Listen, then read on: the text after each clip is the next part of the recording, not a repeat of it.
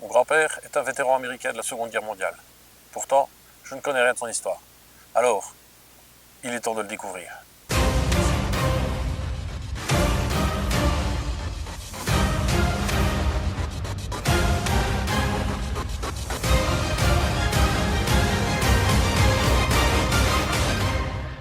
Bonjour à toutes, bonjour à tous et bienvenue sur la chaîne Project Willis MB43.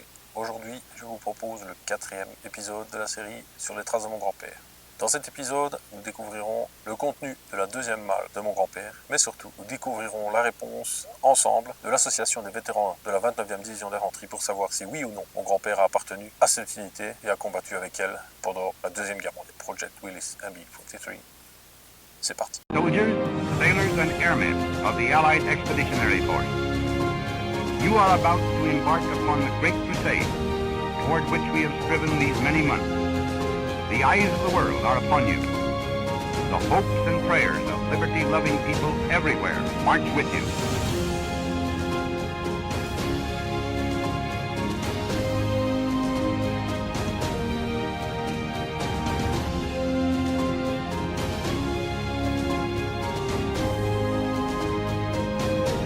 Your task will not be an easy one. Good luck, and let us all beseech the blessing of Almighty God upon this great and noble undertaking.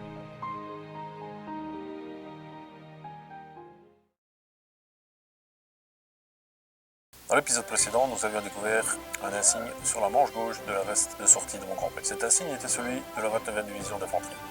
Et donc, j'ai envoyé un mail à l'association des vétérans de cette unité pour savoir si oui ou non mon grand-père avait fait partie de cette division pendant la guerre. Et moins d'une semaine plus tard, je recevais une réponse. Mais avant de la découvrir, je vous propose de découvrir le contenu de la deuxième malle de mon grand-père.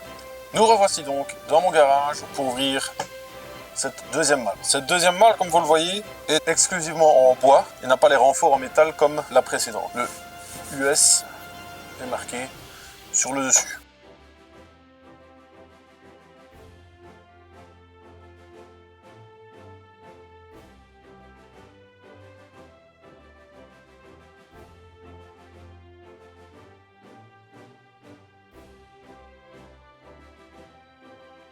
Et voici maintenant ce que contient cette fameuse malle. Elle contient exclusivement des sacs de tout type, vous allez le voir.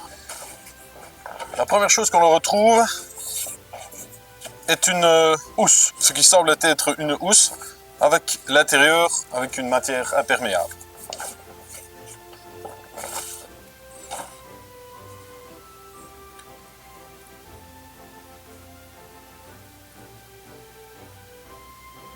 Ce sac porte les mentions suivantes. Carrying Bag Mountain Sleeping Bag M1949.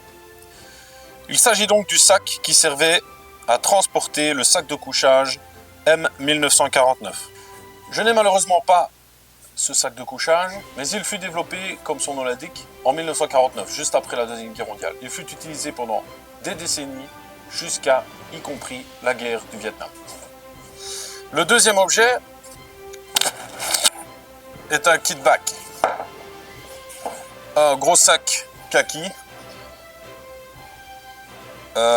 assez déchiré. Le nom de mon grand-père est peint sur ce sac, ainsi que, juste en dessous, son numéro de matricule. Ce type de sac a été utilisé pendant le deuxième conflit mondial, mais également après. Il n'y a pas de mention de grade. L'étiquette sur le dessus est complètement inexploitable.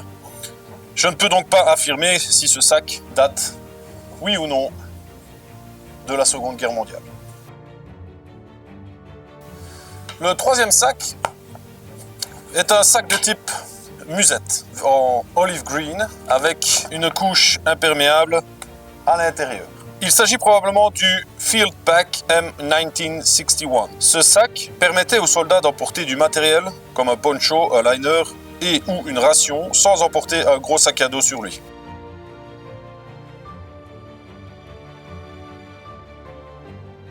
Il fut utilisé dans les années 60 et particulièrement pendant la guerre du Vietnam.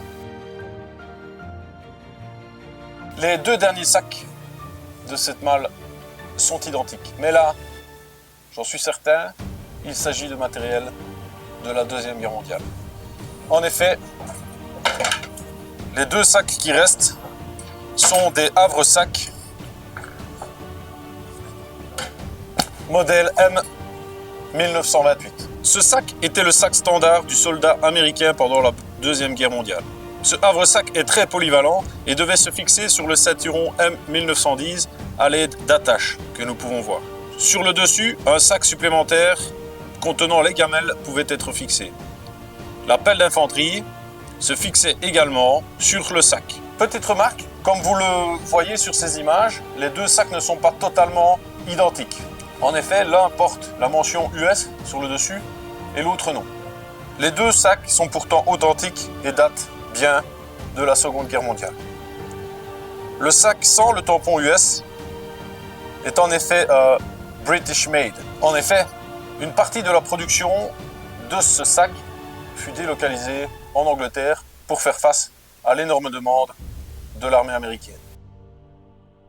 Voilà donc ce que contenait cette deuxième map. Je sais, maintenant, vous voulez connaître la réponse de l'association des vétérans de la 29e division d'infanterie, mais avant ça, je tenais à vous montrer des autres insignes de mon grand-père qui, j'en suis certain, datent d'après la Deuxième Guerre mondiale. Mais je tenais quand même à vous les montrer.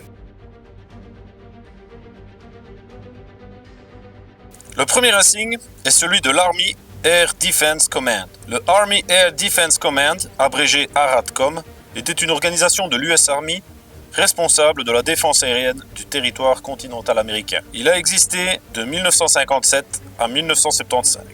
Nous pouvons d'ailleurs voir qu'il portait cet insigne sur cette photo. Le deuxième insigne est celui de la 7th Army. La 7e armée US a une histoire importante en Europe pendant et après la Deuxième Guerre mondiale.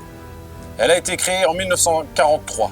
Pourtant, j'en suis certain, mon grand-père a porté cet insigne et a appartenu à cette unité après la Deuxième Guerre mondiale. En effet, pendant la Deuxième Guerre mondiale, cette unité a participé à l'invasion de la Sicile et au débarquement en Provence. Et je sais, d'après le Honorable Discharge, que mon papy était en Normandie. Pendant la guerre froide, la 7e armée est une unité qui regroupe les forces terrestres en Allemagne sous l'EUCOM. Plus tard, l'état-major de la 7e armée fusionne avec toutes les forces américaines en Allemagne et forme le US Army Europe 7th Army. Le troisième insigne est l'insigne du 36e Field Artillery Regiment.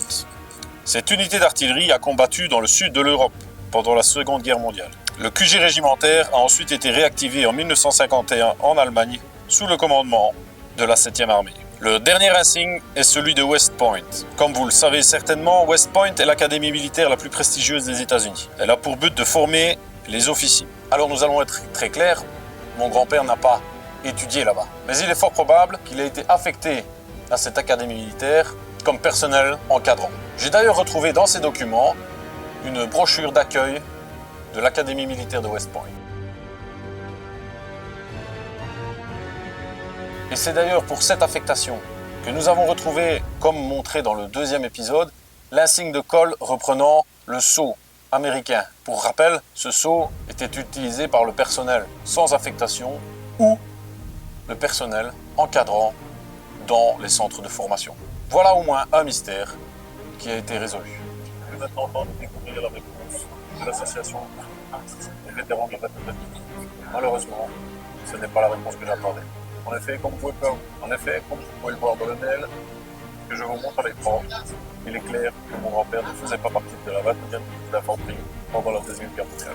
Il a certainement rejoint cette unité après sa carrière en entrant dans la réserve, puisque cette unité est maintenant une unité de la garde nationale. En lisant cette réponse, je me suis rendu compte que j'ai manqué de discernement et de lucidité, et que j'ai fait preuve de facilité en découvrant cet insigne. En effet, je me rends compte maintenant que j'ai fait deux erreurs que j'aurais pu anticiper. La première, c'est l'emplacement de cet insigne. En effet, nous l'avons trouvé sur la manche gauche de la veste de mon grand-père. Or, les insignes présents sur la manche gauche sont les insignes de l'unité actuelle du militaire. Les vétérans sont autorisés à porter l'insigne de l'unité avec laquelle ils ont combattu sur la manche droite. J'aurais donc dû savoir que ce n'était pas avec cette unité que mon grand-père a combattu. Et puis la deuxième erreur, c'est sur les campagnes. Nous savons, grâce à l'Honorable Discharge, les pays par lesquels mon grand-père sont passés. Et il y a notamment la Belgique et la Tchécoslovaquie. Or, avec un peu de recherche, j'aurais pu savoir que la 29e division d'infanterie n'est jamais passée par ces deux pays. Cette révélation peut apparaître comme un échec, mais je vous assure qu'il n'en est rien. Je sais maintenant qu'il faut beaucoup plus de rigueur dans mes recherches. Et je ne ferai pas 2 fois cette aide. D'ailleurs, je pense bien que dans le prochain épisode, nous allons réanalyser cette honorable discharge afin de trouver des indices qui auraient pu nous échapper la première fois. Voilà, ceci est la fin de cette vidéo. J'espère qu'elle vous aura plu. Si c'est le cas, n'hésitez surtout pas à mettre un petit pouce bleu, à commenter et à partager cette vidéo. Ça aide beaucoup. En attendant, je vous dis à bientôt pour la prochaine vidéo. Ciao, ciao.